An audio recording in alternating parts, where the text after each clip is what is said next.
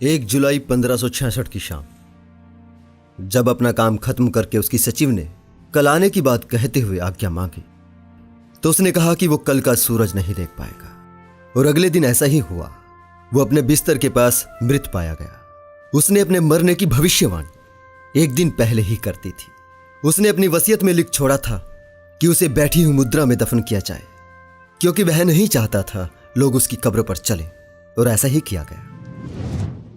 हम बात कर रहे हैं नास्त्रेदमस की। वही नास्त्रेदमस जिनका नाम किसी भी बड़ी घटना की भविष्यवाणी के बारे में सबसे पहले खोजा जाता है। इनकी लिखी किताब द सेंचुरीज दुनिया की मशहूर किताबों में से एक है। लोग ऐसा मानते हैं कि इनकी लिखी हुई 4-4 लाइनों की कविताओं में दुनिया की सारी बड़ी घटनाओं की भविष्यवाणी छुपी हुई है। चाहे वो जॉन कैनेडी की मौत हो, या फिर हिटलर और नेपोलियन का उद्भव, 2 विश्व युद्ध हो, या 2020 में कोरोना का कहर, भारत में श्रीमती इंदिरा गांधी से लेकर माननीय मोदी के उदय तक, हिंदू राष्ट्र और कल की अवतार, सब कुछ निकाल लाते हैं लोग इनकी किताब से।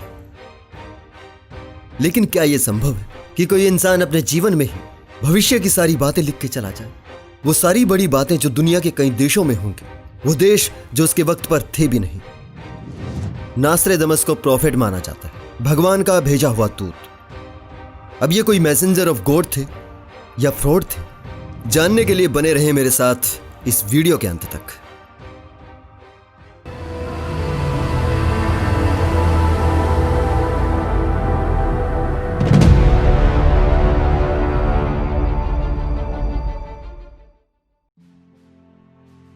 नास्त्रेदमस का जन्म 1503 फ्रांस में हुआ था। नास्त्रेदमस के परिवार में पढ़े लिखे लोग थे। नास्त्रेदमस भी खूब पढ़ा। 14 वर्ष की उम्र में वो घर छोड़कर मेडिसिन की पढ़ाई करने चले गए और फिर फिजिशियन बन गए। फ्रांस में ब्यूबोनिक प्लेग फैला। इसमें उन्होंने बहुत ही सफाई और साधारण तरीके से इलाज किया। बुरी तरह बीमार लोग इनके इलाज से ठीक हो रहे थे। ये उसी वक्त प्रसिद्ध हो गए। इनको संत कहा जाने लगा। इसके बाद नास्त्रेदमस की शादी एक धनी परिवार में हो गई और ये एक बड़े डॉक्टर की तरह रहने लगे। लेकिन प्लेग वापस लौटा, इनकी बीवी और बच्चों को लेके गया और इनकी बाबागिरी पर सवाल उठे। ये कैसा प्रॉफिट है जो अपने बीवी बच्चों को नहीं बचा सका? इसी दौरान नास्त्रेदमस ने धर्म के खिलाफ कुछ बोल दिया, जिसकी वजह से लोग इनके खिलाफ हो गए। नास्त्रेदमस को वहां से भागना पड़ा। यूरोप घूमते रहे। लंबे वक्त के बाद 1544 में फ्रांस वापस लौटे। फिर से डॉक्टरी शुरू कर दी। लेकिन इस बार इन्होंने एक नया काम भी शुरू किया। ज्योतिष और काला जादू जैसा कुछ करने लगे। द प्रोफेसीज में लिखा हुआ है, रात को अकेले बैठे रहते थे। पीतल के ट्राइपॉड पर कटोरे में पानी रखा रहता था। खालीपन से एक रोशनी की किरण निकलती थी। पानी को वो अपने कपड़ों पर छिड़कते और खुद से बोलते रहते। उनके शरीर से आवाज निकलती, वो हिलते रहते। भगवान उनके पास बैठा रहता। 1555 में नास्त्रेदमस ने 4-4 लाइनों की कविताएं लिखनी शुरू कर दी। ये कविताएं कम, पहेलियां ज्यादा थी। यही पहेलियां आज भी सुलझाई जाती हैं। इन्हीं में सारे रहस्य छुपे हैं और इन्हीं पहेलियों टाइप चौपाइयों से मिलकर बनी है द सेंचुरीज, यानी वही किताब जिसने 465 साल बाद भी लोगों का सर चकराया हुआ है। किसी भी संत, बाबा, पीर, फकीर को हिट कराने में एक चीज ये भी बड़े काम की है कि वो गोलमोल बातें करे, स्पष्ट कुछ ना कहे। उसकी बातें पहेलियानुमा उलझी हुई हों, ताकि आसानी से लोग अपने विश्वासों के साथ उन्हें जोड़ सके। नास्त्रेदमस की भविष्यवाणियों के साथ यही हुआ है। ये सीधे तौर पर कुछ नहीं कहती, हर बात घुमा फिरा कर कही गई है। ये किसी भी घटना से पहले किसी को समझ नहीं आती। ये किसी भी घटना से खुद नहीं जुड़ती, बाद में इन्हें जोड़ लिया जाता है।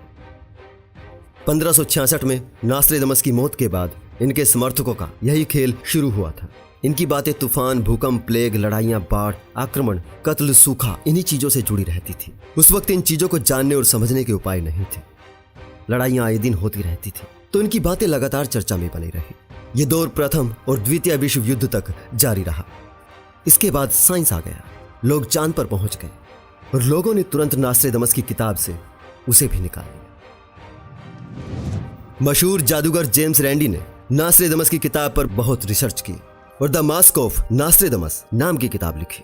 जेम्स ने बहुत सावधानी से राजनीति, इकोनॉमी और इतिहास को ध्यान में रखते हुए नास्त्रेदमस के राइज की कहानी लिखी है। साथ ही नास्त्रेदमस की भविष्यवाणियों की चीरफाड़ भी की है। उन्होंने हिटलर को लेकर नास्त्रेदमस की सबसे बड़ी भविष्यवाणी का जिक्र भी किया है, जिसमें लिखा है, भूख से पागल जानवर नदियां पार करेंगे, ज्यादातर सैनिक लोअर डैन्यूब के खिलाफ रहेंगे, सबसे बड़ा आदमी एक लोहे के पिंजरे में कैद किया जाएगा और छोटा भाई कुछ नहीं देखेगा। नास्त्रेदमस के लिखे में हिस्टर आता है। लोगों ने इसको हिटलर बना लिया, जबकि उनके टाइम में रोमन मैप बने थे। इन मैप में डैन्यूब नदी के निचले हिस्से को हिस्टर कहा जाता था। अगर इसको हिटलर मान भी लिया जाए तो लोहे के पिंजरे में कैद बड़ा आदमी कौन था? बहुत नजदीक ही वो समय है, वीनस से बहुत दूर नहीं है।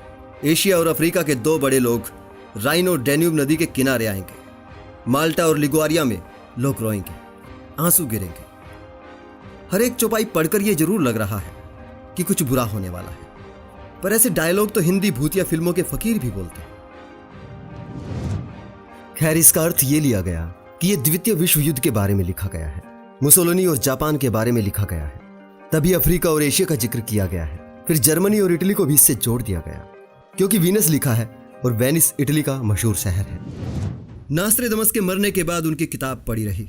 1594 में फ्रॉड कहे जाने वाले सेवेग्नी ने नास्त्रेदमस की कुछ भविष्यवाणियों के शब्द बदल दिए और अपने फायदे के लिए इस्तेमाल करने लगा। वो उनके साथ पहले भी काम कर चुका था। उसके बाद कई और लोग आ गए जिन्होंने यही काम किया। धीरे धीरे नास्त्रेदमस की बातें बदल गई।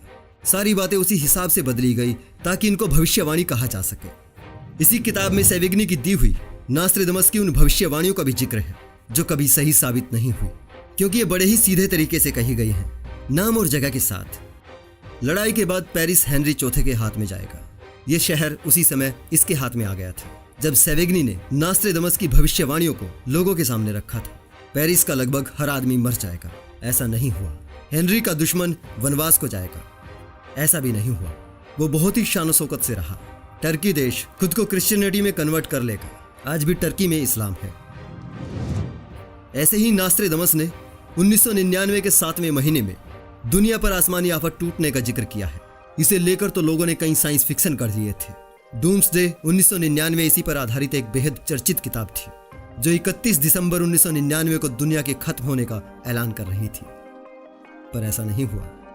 लेकिन लोगों ने तो जोड़ना ही था। सो लगभग 2 साल बाद न्यूयॉर्क के ट्विन टावर्स पर अलकायदा के हमले को इससे जोड़ लिया। यहां साफ है, नास्त्रेदमस के इर्द गिर्द हमेशा से एक आभा मंडल रचा गया है। नास्त्रेदमस को इतनी हवा देने के पीछे हमेशा सोची समझी रणनीति रही है और मनुष्य की अवचेतना में रहस्य के महत्व का और हमारी पैटर्नवादिता का फायदा उठाया गया है। आज हमारे पास इतने रिसोर्सेज हैं कि हर भाषा का ट्रांसलेशन करना आसान हो गया है।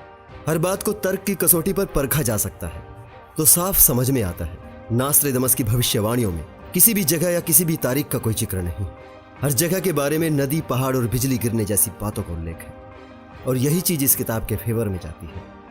अगर किसी पुराने जमाने की कहानियों को नाम पता हटाकर पढ़ें तो लगेगा कि आज की कहानी है।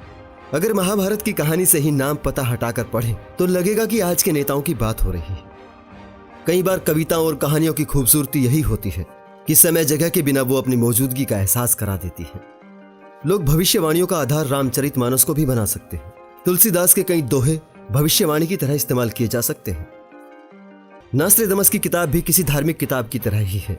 जैसे आप कुरान, गीता, बाइबल की कहानियां पढ़ते हैं, उसी तरह नास्त्रेदमस को भी पढ़ सकते हैं। पर नास्त्रेदमस की चालाकी ये है कि इसमें किसी भगवान का जिक्र नहीं, इसीलिए ये भविष्यवाणियां लगती है। परंतु इससे अलग किसी अलौकिक शक्ति या तंत्र मंत्र द्वारा भविष्य देखने की बात किसी भी तरह से तार्किक नहीं है। जरा सोचिए, अगर किसी व्यक्ति के पास कोई ऐसी शक्ति है जिससे वो भविष्य देख सकता है, तो उसकी भविष्य देखने की शक्ति का मकसद क्या है? जब किसी घटना से पहले वो समझ ही ना आए। अगर चलो समझ आ भी जाए और उस घटना को घटने से पहले ही रोक लिया जाए, तो फिर काहे की भविष्यवाणी? भविष्य कभी निश्चित नहीं होता। अगर निश्चित है तो भविष्यवाणियों का, आकाशवाणियों का फायदा क्या है जब हम उनके बारे में कुछ कर ही नहीं सकते?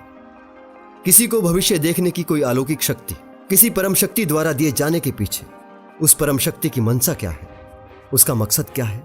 बस इसके सिवा कि लोग उसकी वाहवाही कर सके, ताकि लोग उसे ईश्वर का दूत, प्रॉफिट कहने लग जाए। और बस यही तो खेल है सारा। खुद को अवतार, प्रॉफिट, ईश्वर का दूत साबित करने की इच्छा बहुत पुरानी।